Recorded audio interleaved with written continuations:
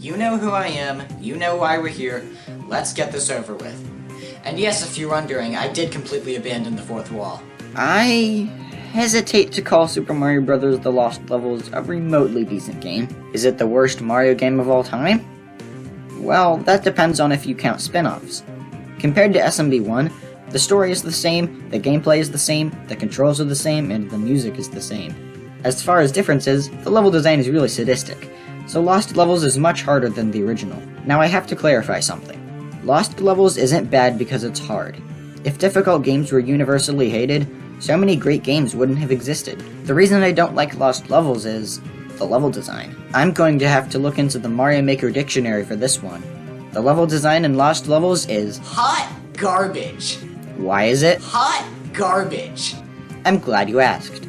This is why it's hot garbage. To start, the placement for enemies and obstacles is terrible. Oftentimes you can't see what's in front of you until it's too late. Pick-a-Path is back. Okay, who wanted this? You just know there's at least one Pick-a-Path fan out there. There are a lot of jumps that require insanely good precision, like this one in 8-2. Overall, this game's difficulty is completely artificial. It feels like there was very little thought put into the level design, which results in a lot of trial and error. There's no sense of difficulty progression either. World 1 picks up where SMB1 left off, then the rest of the game is an unfair dumpster fire. Between the warp zones that take you back worlds, Pick-a-Path, hidden blocks, and poison mushrooms, it's safe to say Lost Levels is the original troll game. Most players are likely to hit these blocks at the beginning of 1-1. Then they see a mushroom with slightly different colors. Ooh, what does that do? See, this is why I have trust issues. Here's a list of some levels where you have to find hidden blocks to progress. 2-2, 3-4, 5-1, and 6-1.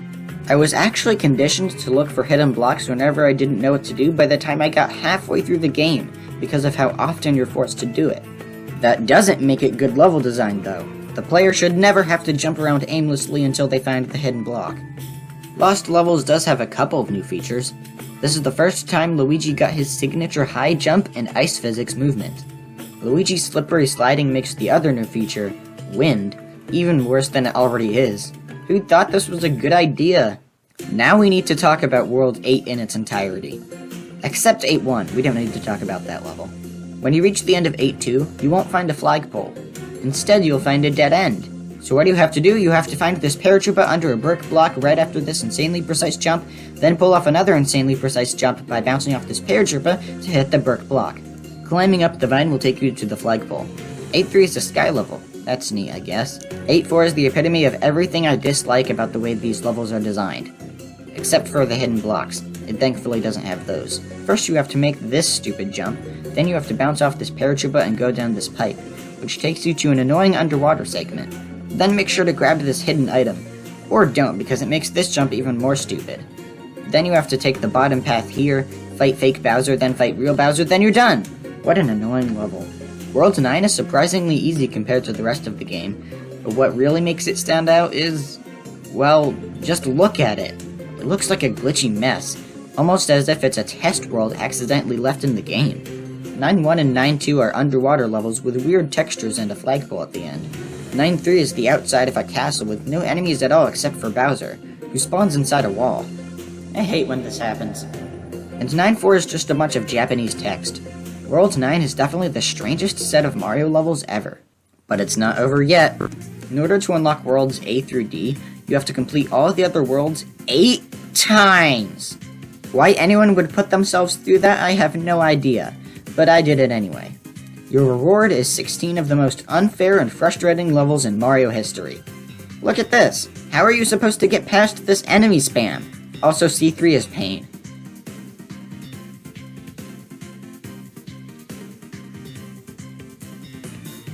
Well, time to add that to the list of things I'm never doing again. I'm sure you know the story of Lost Levels, but in case you don't, originally Lost Levels was simply known as Super Mario Bros. 2, but it also wasn't originally localized outside of Japan, because Nintendo thought it would be too hard for American audiences.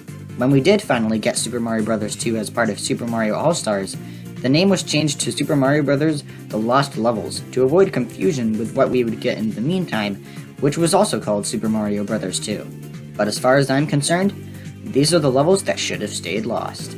But what exactly is this American Super Mario Bros. 2? It's vegetables.